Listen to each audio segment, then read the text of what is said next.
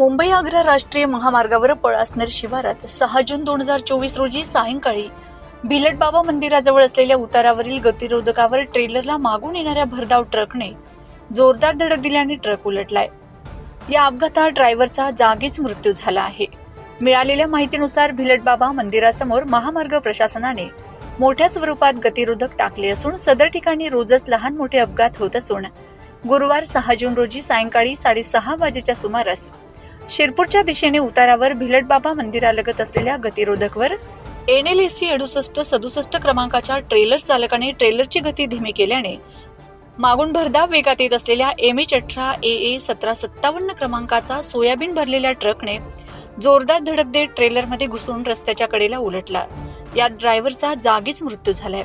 या अपघातात सोयाबीनचे पोते रस्त्यावर विखुरले गेल्याने वाहतूक ठप्प झाली।